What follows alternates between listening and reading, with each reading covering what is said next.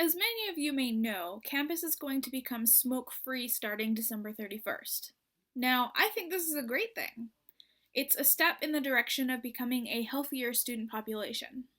But is this addictive habit really being removed from our campus, or is it just being replaced with something else?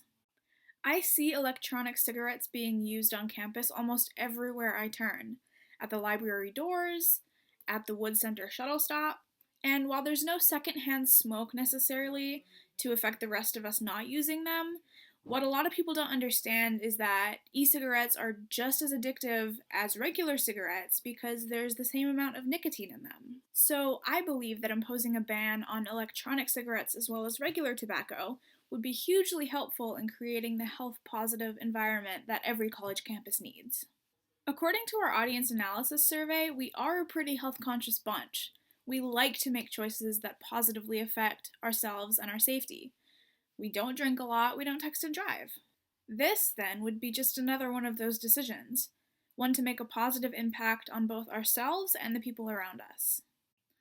The New England Journal of Medicine reports that the World Health Organization has warned that e-cigarettes are a threat to the ban on public smoking, the biggest success in tobacco control, which is exactly what our school is implementing come the new year. Banning electronic cigarettes is the necessary next step to becoming a healthier, more productive student body, and I'm going to explain how with several points. First, I am going to explain how the industry of e-cigs is slowly but surely shifting our nation into reverse as far as the decades we've seen in the decline of popularity of smoking. I will explain why it would be effective to place a ban on electronic cigarettes as well as regular tobacco on campus. According to the Best College Reviews organization, our school is placed in the ranks of the top 25 most outdoorsy universities in the nation. What if we could also rank in the most healthiest? This should be our endgame when it comes to making decisions about campus health regulations. To conclude, I'm going to request that you take a stand with me to continue making these positive changes to our school. Let's start with why a change even needs to be made in the first place. For decades, there has been a public health campaign aimed at the denormalization of cigarette use, a stigmatization, if you will, centered at tobacco use. And it has been extremely successful. The bans on public smoking around the country have been one of the biggest successes in tobacco control and reduction, as I mentioned earlier, and this is all due to the denormalization process that has been unfolding over the years. Now, e-cigarette companies seek to re-normalize smoking in the form of vaping, which is a popular term for the use of electronic cigarettes. With such massive reductions we've seen in tobacco use due to the public smoking bans and the stigmatization on smoking, it would be absolutely counterproductive to the efforts of our nation to start backpedaling in that arena now. Not only are e-cig manufacturers renormalizing the act of smoking or vaping, they are actually popularizing it, and I will explore this point a little further in just a moment. Although often viewed as a means of kicking a smoking habit, electronic cigarettes contain the same ingredient that makes cigarettes addictive in the first place: nicotine. The International Journal of Drug Policy reports in a study conducted just earlier this year that a disturbing amount of e-cigs, when tested, reported an inaccurate amount of nicotine on their product than was actually present. In one case, the level of nicotine in a product was actually so high as to run the risk of nicotine poisoning. Vaping is not a safe alternative to smoking tobacco, as so many companies advertise their products to be. In addition to the risks of nicotine, the peer-reviewed science journal PLOS ONE reports findings that the use of electronic cigarettes may negatively affect human bronchial epithelial cells, which are part of your airway just above your lungs. Turns out these little devices are not quite as harmless as they are marketed. The other most notable problem with this industry is one that piggybacks on the problem of vaping being popularized, and this is that electronic cigarettes are being highly advertised and appealed to minors. A second article from the journal PLOS ONE reports a shocking 300% increase in usage amongst youth in Florida over the past 4 years. As quoted by the Alaska Department of Health and Social Services, over the course of 2013, 14 million kids saw ads for electronic cigarettes on TV, and another 9.5 million saw them in print. TV and radio advertisements for tobacco have been banned since 1970, as reported by an article in the Hofstra Law Review Journal. Why is it then that minors are being exposed today to so many advertisements that are selling essentially the same addictive product?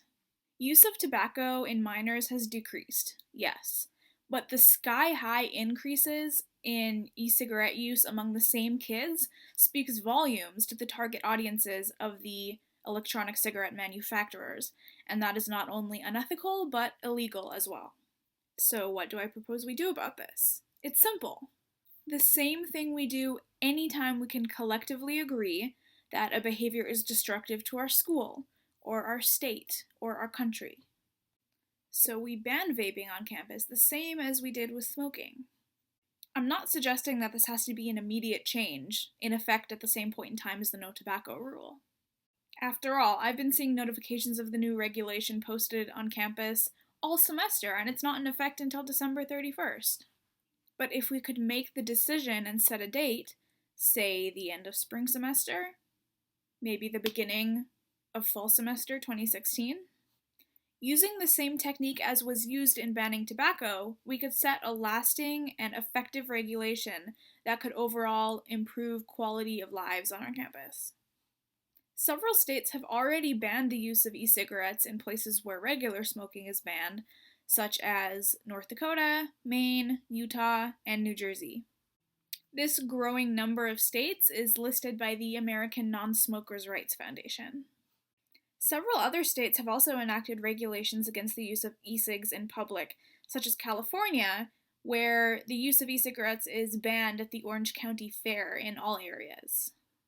We certainly wouldn't be the first organization to use this method of smoke control, and I don't think we would be the last. But, as pointed out by an acquaintance of mine, from a libertarian standpoint, banning electronic cigarettes may seem like an infringement upon students' rights, since the risk of damage by way of secondhand inhalation is very minimal. I can see how, when taken at face value, some people might feel this way. However, according to the UAF student behavior standards, the environment that is created by the rules and regulations that are in place are intended for personal development, as well as to encourage the exercising of self-discipline and the acceptance of social responsibility. I strongly believe that banning the use of something so unproductive, so damaging, and so distracting as electronic cigarettes falls directly into these desires for a healthy and responsible student population. Of course, as always, we have the choice to look the other way and do nothing. But what happens then? Well, we would have just as many nicotine-dependent students on campus as we did before. Just because we've ruled tobacco off of our campus doesn't mean we're going to have very many less addicted students. So many already vape that we are just replacing one form of dependency with another. Maybe we've abolished the problem of secondhand smoke, but not much more than that. The results would be mediocre at best. On the other hand, we could become a much healthier campus and student body. We're already one of the most outdoorsy colleges in America. Shouldn't that naturally be paired with being one of the healthiest? We're definitely not, but we could be. And eliminating chronic unhealthy habits is a great place to start. The good news is that all of this which I've laid out is very within reach, so let's cover what we've talked about so far. We talked about the issue of electronic cigarettes and why something needs to be done about it, including the fact that the popularization of vaping among minors is completely unacceptable, as well as the fact that the ever-addictive ingredient of nicotine is very present, even dangerously so. We also talked about the steps that can be taken to resolve this issue effectively and ethically, and we discussed the possible outcomes should we choose to do nothing, or should we decide to take the steps to move in a positive direction. Here's the email for the Dean of Students' office. There is a welcome online to send them a message concerning anything about the student behavior standards, and I highly encourage you to email them asking them to ban electronic cigarettes as well as tobacco. Let's choose to make our campus the greatest it can be, and then do it. Thank you.